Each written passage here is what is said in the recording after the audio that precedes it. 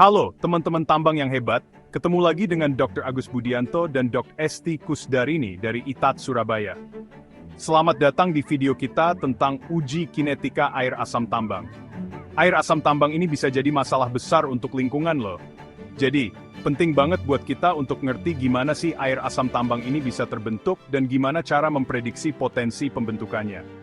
Nah, hari ini, kita bakal bahas beberapa metode yang biasa dipakai di laboratorium untuk mensimulasikan kondisi oksidasi mineral sulfida. Proses oksidasi ini tuh kayak langkah awal terbentuknya air asam tambang. Kalau kita ngerti kinetika oksidasinya, kita bisa lebih siap buat mencegah dan mengelola air asam tambang. Video ini bakal ngebahas 4 metode uji yang umum digunakan.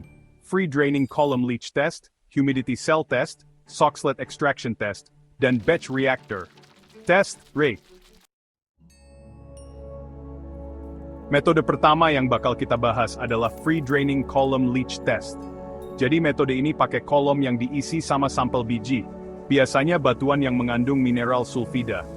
Nah, air kemudian dialirin lewat kolom ini terus-menerus dari atas ke bawah, kayak proses air hujan yang ngeresap ke tumpukan batuan. Selama proses ini, air bakal bereaksi sama mineral sulfida di dalam kolom, terus ngelarin beberapa komponen dan akhirnya ngehasilin air asam.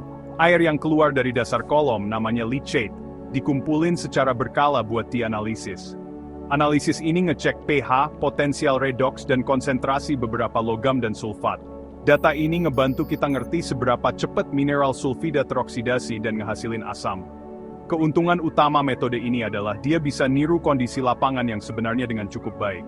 Hal ini bikin metode ini jadi alat yang penting buat memprediksi potensi pembentukan air asam tambang di lokasi pertambangan. Sekarang kita bahas metode kedua, yaitu Humidity Cell Test. Di metode ini, sampel biji ditempatin di ruang kecil yang namanya humidity cell. Beda sama metode sebelumnya yang niruin aliran air. Metode ini fokus ke efek kelembaban udara. Humidity cell ini didesain khusus buat bikin siklus pembasahan dan pengeringan yang teratur, kayak perubahan cuaca alami gitu. Selama siklus pembasahan, udara lembab dialirin lewat sel, bikin sampelnya nyerap kelembaban. Terus, selama siklus pengeringan, udara kering dialirin buat ngeringin sampel. Siklus ini diulang terus selama beberapa waktu, dan sampelnya dipantau secara berkala buat ngeliat tanda-tanda oksidasi mineral sulfida.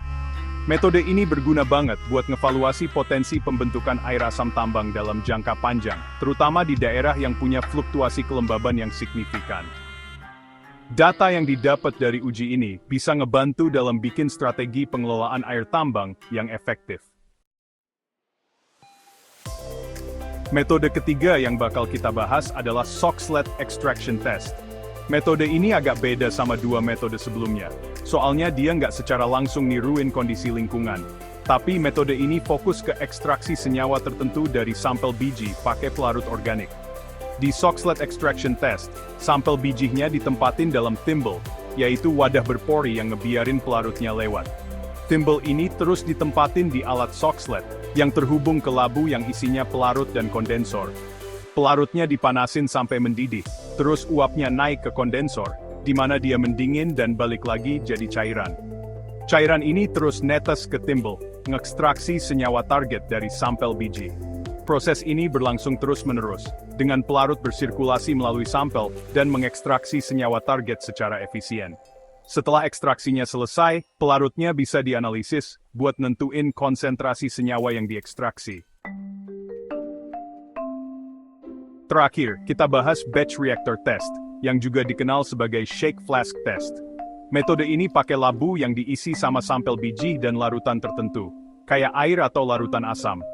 Labunya terus ditempatin di shaker, yang gunanya buat ngegoyang labu terus-menerus biar tercampur rata antara sampel dan larutan. Goyangan ini penting buat memaksimalkan kontak antara reaktan dan mempercepat reaksi kimia. Selama pengujian, sampel diambil secara berkala dari labu buat dianalisis. Analisis ini bisa ngecek pH, potensial redox, dan konsentrasi berbagai ion. Data ini ngebantu peneliti buat mempelajari kinetika reaksi, yaitu seberapa cepat reaksi terjadi dari waktu ke waktu. Keuntungan utama metode ini adalah dia simple dan bisa mempelajari kinetika reaksi secara detail. Data ini bisa dipakai buat bikin model prediktif dan strategi buat ngontrol pembentukan air asam tambang. Terima kasih udah nonton video kita tentang uji kinetika air asam tambang. Kita udah bahas 4 metode yang umum dipakai buat mempelajari pembentukan air asam tambang, yaitu Free Draining Column Leach Test, Humidity Cell Test, Soxhlet Extraction Test, dan Batch Reactor Shake Flask Test. Semoga informasi ini bermanfaat buat kalian dalam memahami gimana sih air asam tambang bisa terbentuk dan pentingnya uji kinetika dalam menjaga lingkungan. Sampai jumpa berikutnya.